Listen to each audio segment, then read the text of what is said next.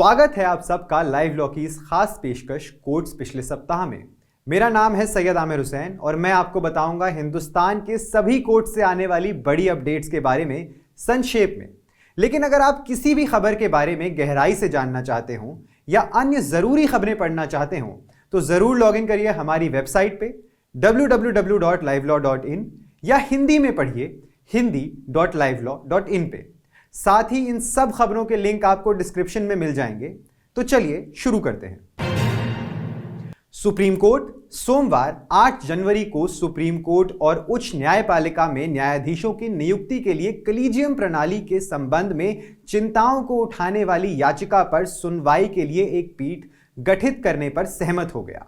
अधिवक्ता मैथ्यूज नेदुम्पारा ने तत्काल सुनवाई के लिए भारत के मुख्य न्यायाधीश DY चंद्रचूड़ के समक्ष उस याचिका का उल्लेख किया जिसमें कलीजियम प्रणाली को खत्म करने की मांग की गई है।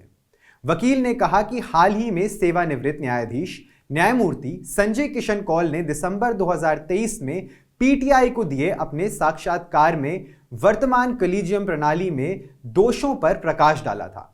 न्यायमूर्ति SK कौल ने PTI के साथ अपने साक्षात्कार में इस बात पर प्रकाश डाला कि कैसे वर्तमान कलीजियम प्रणाली आंतरिक झगड़ों का सामना कर रही है। अधिक जानकारी के लिए लॉग ऑन करिए www.livelaw.in पर। बिल्किस बानो मामले में 11 दोषियों की सजा को खारिज करते हुए सुप्रीम कोर्ट ने सोमवार 8 जनवरी को उस दोषी के साथ मिलकर काम करने के लिए गुजरात सरकार को फटकार लगाई जिन्होंने अपनी समय पूर्व रिहाई पर विचार करने के लिए शीर्ष अदालत में निर्देश देने की मांग की थी।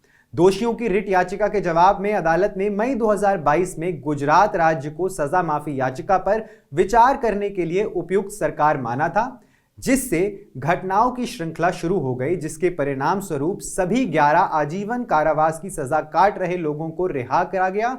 गुजरात में 2002 के सांप्रदायिक दंगों की पृष्ठभूमि में कई हत्याओं और सामूहिक बलात्कार के लिए आजीवन कारावास की सजा पाने वाले इन दोषियों को गुजरात सरकार ने अगस्त 2022 में स्वतंत्रता दिवस पर रिहा कर दिया। हालांकि शीर्ष अदालत ने अब सामूहिक बलात्कार पीड़िता बिल्किस बानो के पक्ष में फैसला सुनाया है, जिन्होंने उन्हें दी गई छूट पर सवाल उठाए थे और एक रिट याचिका दायर की थी। अधिक जानकारी के लिए लॉग ऑन करिए www.livelaw.in पर। एकनाथ शिंदे गुट के सदस्यों के खिलाफ दायर अयोग्यता याचिकाओं पर निर्णय लेने में महाराष्ट्र अध्यक्ष राहुल नार्वेकर की निष्पक्षता पर सवाल उठाते हुए शिवसेना उद्धव बालासाहेब ठाकरे की ओर से एक और आवेदन दायर किया गया है। आवेदन में आरोप लगाया गया है कि स्पीकर ने 7 जनवरी को मुख्यमंत्री एकनाथ शिंदे से उनके आधिकारिक आवास पर मुलाकात की, जब अयोग्यता याचिकाओं पर फैसला सुनाए जाने में सिर्फ 3 दिन बचे थे। यह आवेदन सुनील प्रभु द्वारा दायर रिट याचिका में दायर किया गया है, जिसमें स्पीकर को अयोग्यता याचिकाओं पर शीघ्रता से निर्णय लेने का निर्देश देने की मांग की गई थी। सुप्रीम कोर्ट ने शुरू में स्पीकर के लिए संविधान के 10वें अनुसूची के तहत याचिकाओं पर निर्णय लेने के लिए 31 दिसंबर 2023 की समय सीमा तय की थी। बाद में 15 दिसंबर को कोर्ट ने समय सीमा बढ़ाकर 10 जनवरी 2024 तक कर दी थी। अधिक जानकारी के लिए लॉग ऑन करिए www.livelaw.in पर।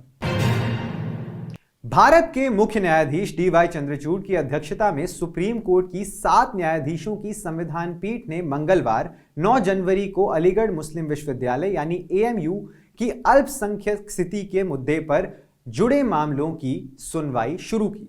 CJI और justice Sanjiv Khanna, justice Suryakant, justice JB Pardiwala, justice Dipankar Datta, justice Manoj Mishra और जस्टिस SC शर्मा की पीठ इलाहाबाद उच्च न्यायालय के 2006 के फैसले को दी गई चुनौती पर विचार कर रही थी, जिसमें कहा गया था कि हालांकि AMU की स्थापना अल्पसंख्यक समुदाय द्वारा की गई थी, इसे कभी भी प्रशासित नहीं किया गया था और इसके द्वारा प्रशासित होने का दावा नहीं किया गया था और इस प्रकार इसे अल्पसंख्यक संस्थान नहीं माना जा सकता है।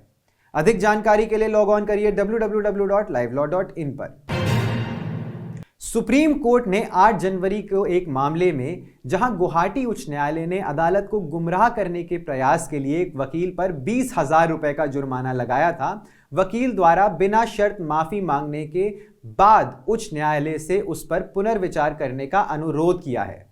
इसके अतिरिक्त शीर्ष न्यायालय ने माना कि वकील बार में जूनियर था। वकील द्वारा उच्च न्यायालय के एकल न्यायाधीश के समक्ष लिखित रूप में बिना शर्त माफी मांगने की शर्त पर हम एकल न्यायाधीश से इस तथ्य को ध्यान में रखते हुए कि मामले पर उचित विचार करने का अनुरोध करेंगे कि गलती बार में एक जूनियर द्वारा की गई थी।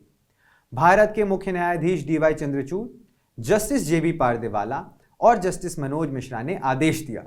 अधिक जानकारी के लिए लॉग ऑन करिए www.livelaw.in पर।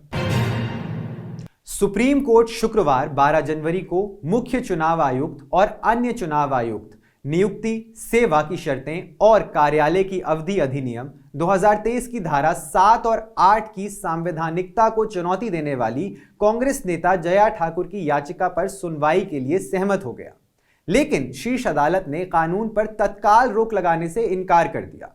न्यायमूर्ति संजीव खन्ना और न्यायमूर्ति दीपांकर दत्ता की पीठ संविधान के अनुच्छेद 32 के तहत ठाकुर द्वारा दायर एक रिट याचिका पर सुनवाई कर रही थी, जिसमें चुनाव आयुक्तों की अधिनियम की संवैधानिकता पर सवाल उठाया गया था, जिसे संसद के शीतकालीन सत्र के बाद राष्ट्रपति द्रौपदी मुर्मू ने पिछले दिसंबर में कानून में हस्ताक्षरित किया था।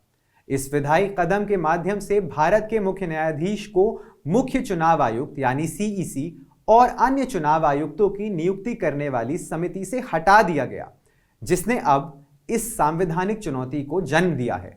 अधिक जानकारी के लिए लॉग ऑन करिए www.livelaw.in पर। मुजफ्फरनगर छात्र को थप्पड़ मारने के मामले में ताजा घटनाक्रम में सुप्रीम कोर्ट ने शुक्रवार 12 जनवरी को मौखिक रूप से टिप्पणी की कि राज्य सरकार ने घटना के बाद अपेक्षित तरीके से कार्यवाही नहीं की है। न्यायमूर्ति अभय अशोक और न्यायमूर्ति उज्जवल भुइयान की पीठ ने कार्यकर्ता तुषार गांधी द्वारा दायर एक जनहित याचिका यानी पीआईएल पर सुनवाई कर रही थी, जिसमें घटना की उचित और समयबद्ध जांच की मांग की गई थी। मामला उत्तर प्रदेश के मुजफ्फरनगर में एक प्राथमिक विद्यालय के शिक्षक द्वारा स्कूली बच्चों को अपने मुस्लिम सहपाठी को थप्पड़ मारने का निर्देश देने से संबंधित है, जिसका एक वीडियो अगस्त में सोशल मीडिया पर वायरल हो गया था। अधिक जानकारी के लिए लॉग ऑन करिए www.livelaw.in पर। झारखंड उच्च न्यायालय ने फैसला सुनाया है कि यौन इरादे से किसी बच्चे का लगातार पीछा करना, देखना या संपर्क करना यौन अपराधों से बच्चों का संरक्षण अधिनियम पॉक्सो 2012 की धारा 11 क्लॉज 4 के तहत यौन उत्पीड़न है। न्यायमूर्ति सुभाष चंद ने कहा, एफआईआर में ही कहा गया है कि मुखबिर की नाबालिग पीड़ित लड़की का स्कूल के शिक्षक द्वारा यौन उत्पीड़न किया गया था।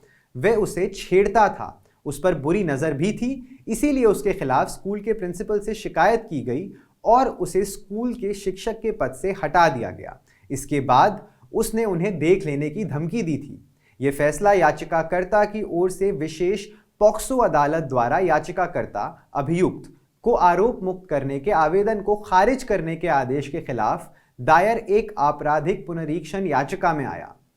अधिक जानकारी के लिए लॉग ऑन करिए www.livelaw.in पर। इलाहाबाद हाई कोर्ट की लखनऊ बेंच ने सोमवार को यूपी सरकार पर 25,000 रुपए का जुर्माना लगाया। ये कार्रवाई इसलिए की गई क्योंकि स्थायी वकील ने बिना किसी तैयारी के एक रिट मामले में दलीलें पेश करते समय 10 मिनट का कीमती न्यायिक समय बर्बाद कर दिया। न्यायमूर्ति अब्दुल मोइन ने आदेश जारी किया, जो एक ही दिन 8 जनवरी को तीसरा उदाहरण है जहां न्यायालय ने अपने समक्ष मामलों में अदालत की प्रभावी ढंग से सहायता करने में असमर्थता के लिए स्थायी वकीलों को कड़ी फटकार लगाई। अधिक जानकारी के लिए लॉग ऑन करिए www.livelaw.in पर। समलैंगिक संबंध में होने का दावा करने वाली एक महिला द्वारा दायर बंदी प्रत्याशीकरण याचिका का जवाब देते हुए पंजाब और हरियाणा उच्च न्यायालय के न्यायाधीश पंकज जैन ने कहा कि वे नहीं मानते कि नैतिकता और संवैधानिकता अलग अलग है। उन्होंने पूछताछ की कि याचिकाकर्ता किस क्षमता से कथित बंदी का प्रतिनिधित्व कर सकता है, और जब उन्हें बताया गया कि यह एक क्वियर जोड़े से जुड़ा मामला है तो उन्होंने मौखिक रूप से टिप्पणी की कि इस अनैतिक चीज को वापस वहीं ले जाएं जहां से ये आई है। न्यायमूर्ति जैन ने कहा, मैं इस सिद्धांत की वकालत नहीं करता कि संवैधानिकता और नैतिकता अलग अलग हैं, और अगला मामला बुलाया गया। अधिक जानकारी के लिए लॉग ऑन करिए www.livelaw.in पर। ज्यादा जानकारी के लिए सब्सक्राइब करिए हमारा YouTube चैनल या विजिट करिए हमारी वेबसाइट www.livelaw.in, जहां आप इन सारी ही खबरों के बारे में अच्छे से जान सकते हैं। लाइव लॉ हिंदी पे आपको सारी ही ताजा अपडेट्स हिंदी में भी मिल जाएंगी। अगर आपको ये वीडियो पसंद आया है तो इसे लाइक करिए और कमेंट करिए अपने व्यूज। हमें YouTube पर सपोर्ट करने के लिए हमारे चैनल को ज्वाइन करिए एज अ मेंबर, और सिर्फ 89 रुपए प्रति माह में आप हमें सपोर्ट करके लीगल जर्नलिज्म को प्रमोट कर सकते हैं। धन्यवाद।